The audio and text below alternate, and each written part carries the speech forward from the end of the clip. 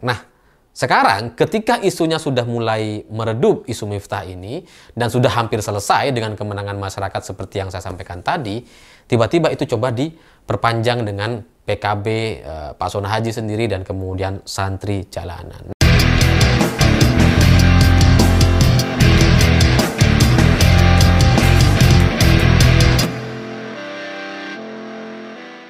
Selamat malam semuanya. Hari ini isu Miftah dengan pedagang es teh atau Pak Sona Haji nampaknya coba dipaksakan untuk memasuki babak perpanjangan waktu.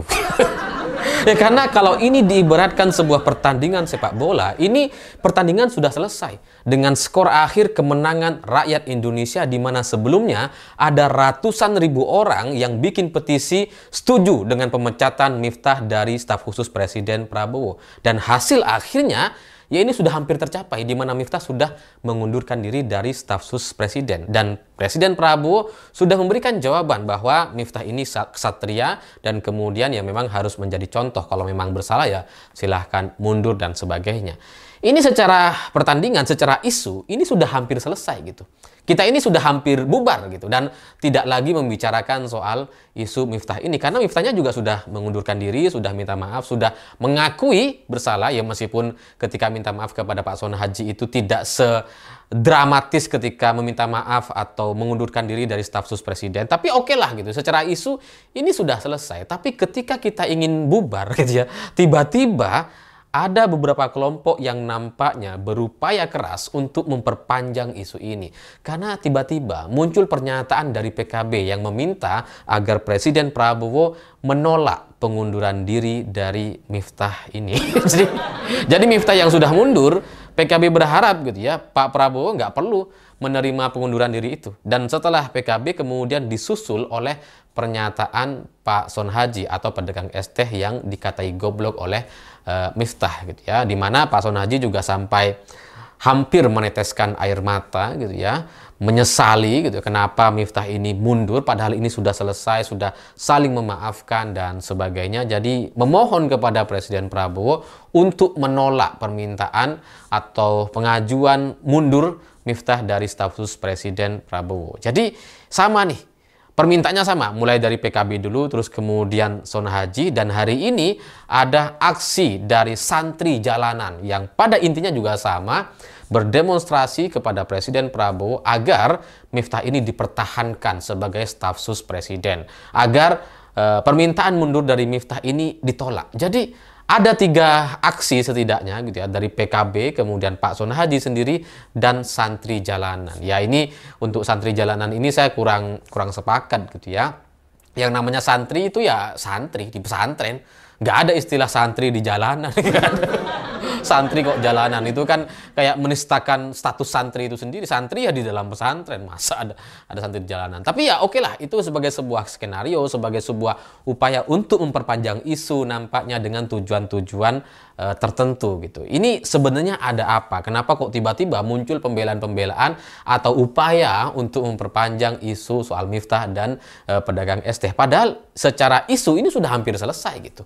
Katakanlah ini sudah masuk injury time, tinggal 1 atau 2 menit lagi kalau diibaratkan di pertandingan sepak bola. Tapi ya karena ini sudah muncul upaya-upaya seperti ini, saya kemudian jadi teringat dengan kecurigaan awal saya terkait isu Miftah ini. Karena sejak beberapa hari yang lalu ketika saya bikin video soal Miftah, saya selalu mengatakan bahwa sebenarnya Miftah ini bukan yang pertama kalinya menghina atau ngatain goblok pedagang es teh. Sebelum-sebelumnya itu sudah banyak sekali terjadi. Jadi ketika Miftah nanya pedagang es teh, pura-pura nanya gitu ya, masih banyak.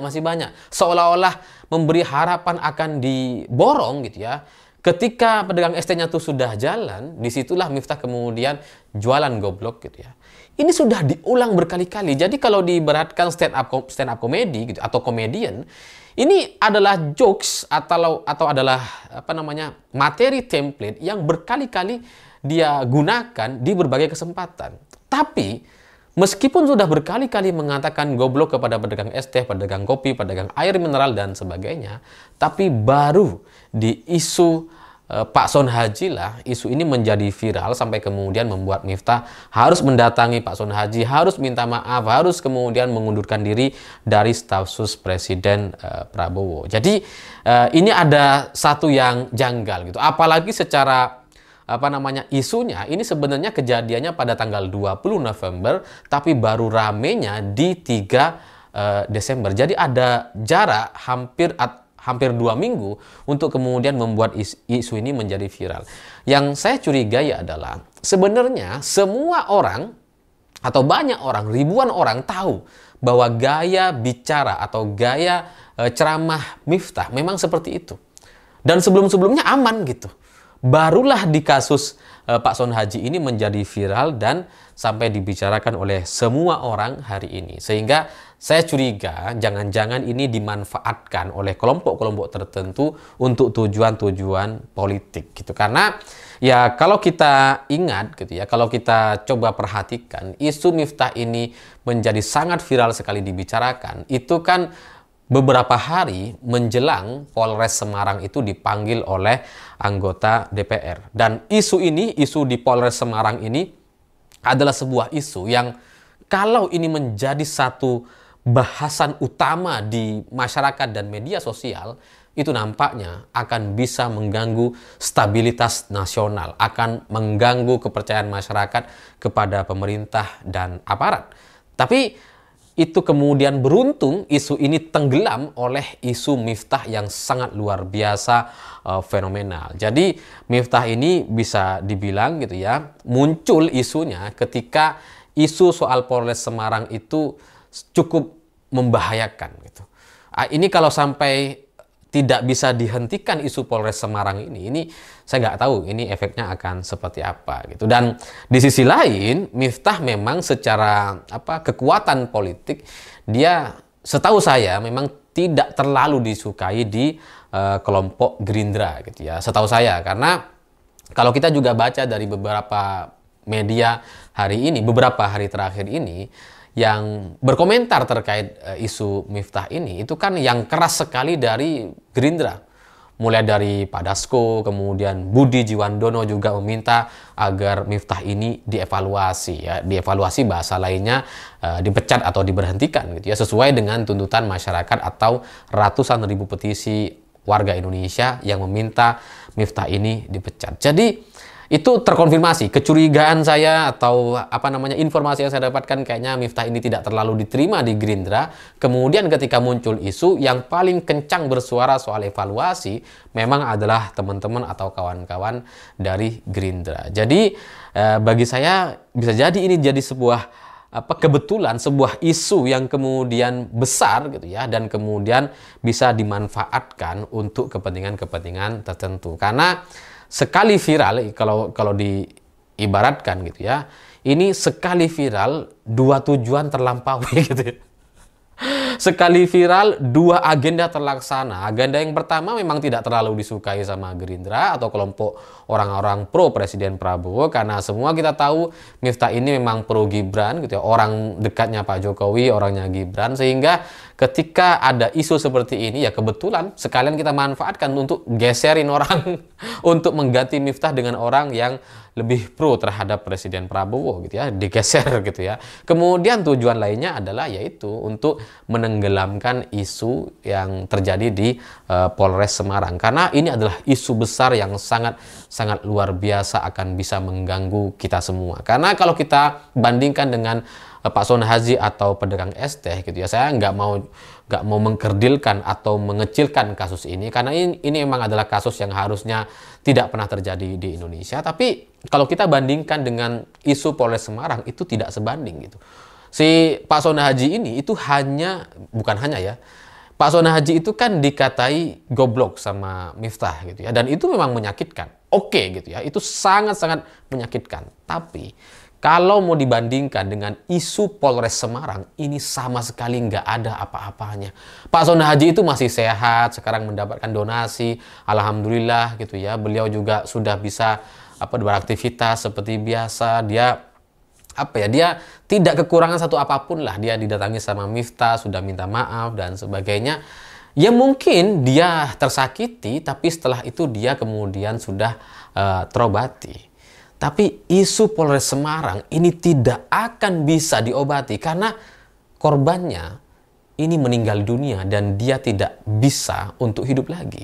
Jadi di Semarang itu ada satu kasus di mana seorang pelajar SMA ditembak oleh anggota oknum kepolisian dan kemudian meninggal dunia. Sebenarnya ada 3 orang pelajar gitu ya yang ditembak 4 kali oleh anggota kepolisian dan 2 orang selamat karena hanya mengenai tangan dan di sininya gitu ya, di badannya yang tidak fatal, tapi yang satu atas nama Gamma, siswa SMKN Semarang, itu kemudian meninggal dunia. Dia nggak selamat. 2 orang lainnya selamat, 1 orang meninggal dunia. Tapi yang menyedihkan dari isu ini adalah Polres Semarang itu berbohong gitu. Karena Polres Semarang kemudian mengatakan dalam kronologinya ini Gamma dan teman-temannya ini ditembak itu karena terlibat dalam kasus tawuran tawuran antar geng gitu ya. Jadi penembakan itu dilakukan untuk menghindari atau mencegah terjadinya tawuran. Terus kemudian udah kompres, ada alat buktinya gitu ya, ada senjata tajam yang dipertontonkan dan sebagainya. Pokoknya sudah meyakinkan sekali dan menuduh bahwa Gamma ini dan teman-temannya adalah anggota geng tawuran gitu. Tapi setelah ini menjadi satu berita, ternyata teman-temannya nggak terima, guru-gurunya nggak terima, terlebih orang tuanya. Karena nggak ada riwayatnya anak ini menjadi anggota geng di Semarang. Nggak ada ceritanya gitu. Karena anak ini adalah anggota Paskibraka dan jauh sekali dari unsur-unsur geng seperti yang ada dalam kronologi kepolisian Semarang. Jadi gurunya tidak terima, teman-temannya tidak terima, ribuan orang berkumpul di depan sekolahnya untuk memberikan dukungan dan meminta keadilan kepada pihak kepolisian atas kasus yang menimpa salah satu teman mereka, ya ini Gamma gitu. Karena ini sangat menyedihkan sekali. Bayangkan, Gamma ditembak sampai meninggal dunia dan kemudian difitnah atau dituduh dalam satu kronologi bahwa dia adalah anggota geng tawuran. Dua-duanya adalah sebuah kesalahan. Yang satu ditembak itu kesalahan, difitnah juga kesalahan. Masalahnya yang difitnah ini sudah meninggal dunia.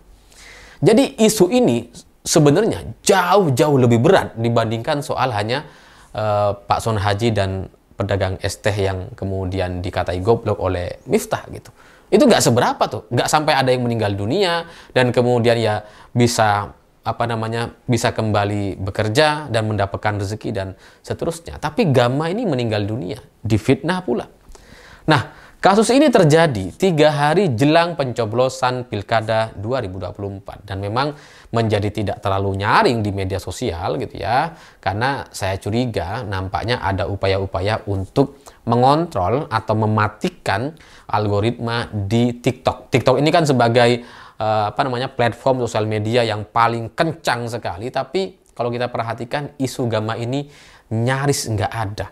Kita akan biasanya kalau ada isu-isu viral seperti ini itu pasti muncul di TikTok. Ini sekarang nih nyaris nggak ada. Padahal isu ini adalah isu yang sangat luar biasa. Beritanya juga nggak terlalu diberitakan sama media. Ya memang Rosi di Kompas TV juga sudah membahas, tapi karena tidak disambut oleh semua media mainstream, tidak dikomentari oleh orang-orang penting di Indonesia, maka isu ini menjadi isu yang bisa dikalahkan oleh isu yang lebih ringan dibandingkan isu penembakan, yakni isu Miftah yang mengolok-olok atau menghina Pak Son Haji atau pedagang es teh sebagai pedagang yang goblok gitu ya. Jadi inilah yang kemudian membuat saya jadi curiga. Apakah isu Miftah dan pedagang es teh ini sengaja untuk terus diviralkan dan bahkan sekarang coba dilakukan perpanjangan waktu, perpanjangan isu gitu ya, dengan munculnya pembelaan-pembelaan dari orang-orang yang pro Miftah agar kita semakin bisa membicarakan dan kemudian membuat isu itu terus dibicarakan sampai kita lupa ada isu lain yang sebenarnya jauh-jauh lebih kejam daripada isu Miftah yang ngatain pedagang es teh. Yang menarik dari sini adalah isu Miftah ini seharusnya gitu ya bisa kita oke lah kita kemudian terpancing untuk bereaksi dan sebagainya. Tapi oke gitu. Tapi kalau kemudian ini mau diperpanjang dengan cara-cara yang seperti itu, supaya orang tambah marah, entah itu marah kepada PKB, kepada Pak Sonahaji, kepada santri jalanan dan sebagainya, untuk memancing respon yang lebih luar biasa lagi, ini kan bagi saya itu sangat sia-sia sekali gitu. Tapi ya itulah, saya nggak ngerti apakah ini benar-benar ada skenario di dalam untuk kemudian melakukan operasi khusus agar Miftah ini ditumbalkan gitu ya, agar Miftah ini mendapatkan penolakan gitu ya. Karena kalau orang-orang yang tidak tahu Miftah dan bukan menjadi jamaahnya Miftah, rasanya mereka nggak akan bisa untuk mencari satu momen agar Miftah ini bicara kasar kepada pedagang es teh dan kemudian diviralkan. Jadi inilah yang membuat saya jadi curiga, jangan-jangan itu sengaja dipaksakan untuk terus dibicarakan. Karena kebetulan sekali sebelum isu Miftah itu muncul gitu ya, beberapa hari sebelumnya itu kan anggota DPR, beberapa besoknya itu atau beberapa hari setelahnya anggota DPR memanggil Polres Semarang. Nah, sekarang ketika isunya sudah mulai meredup, isu Miftah ini, dan sudah hampir selesai dengan kemenangan masyarakat seperti yang saya sampaikan tadi, tiba-tiba itu coba diperpanjang dengan PKB, Pak Sonahaji sendiri, dan kemudian santri jalanan. Nah, tanda-tandanya memang isu Gama atau kebohongan Polres Semarang terkait kronologi penembakan terhadap Gama itu belakangan ini ada tren kenaikan gitu ya. Karena siswa-siswa di Semarang itu kemudian melakukan aksi demonstrasi, ribuan orang melakukan aksi, dan pihak keluarga juga tidak terima. Jadi daripada isu ini naik gitu ya, mending kita perpanjang isu Miftah dan pedagang es teh. Kayaknya ada upaya-upaya seperti itu. Entah ini kebetulan atau memang ada upaya yang sangat sistematis gitu ya. Kita nggak tahu. Tapi bagi saya apapun itu, entah ini direncanakan atau tidak sengaja, ini benar-benar isu Miftah ini benar-benar bisa menutupi isu yang jauh lebih luar biasa besar dan merusak di Semarang. Karena seharusnya ini yang kita angkat hari ini adalah isu yang terjadi di Semarang, karena itu sangat memalukan, sangat merusak, dan kita nggak ngerti kejadiannya yang sebenarnya itu seperti apa. Padahal anak SMA yang sudah ditembak itu bernama Gama itu sudah meninggal dunia beberapa hari yang lalu. Tapi kebenarannya soal kebenarannya bagaimana dia ditembak sampai sekarang itu masih belum terlalu clear atau belum terlalu jelas. Ya, semoga kita bisa menunggu dalam beberapa waktu lagi dan kita tunggu saja apakah ini akan terjadi perubahan isu. Tapi kalau isu Miftah dan pedagang es teh masih terus digencarkan, ya mungkin kita nggak punya pilihan. Saya pribadi dengan konten-konten saya terkait Miftah itu hanya dalam rangka untuk supaya algoritmanya tidak diacak. Karena kalau satu channel atau satu akun kemudian algoritmanya tidak terbaca atau sengaja diacak karena kontennya dianggap tidak sesuai gitu ya, atau merugikan, itu akan konsekuensinya akan sangat panjang dan itu membuat kita menjadi lebih tidak bisa bersuara lagi ke depan. Saya pikir itu. Terima kasih sudah menonton. Begitulah kura-kura.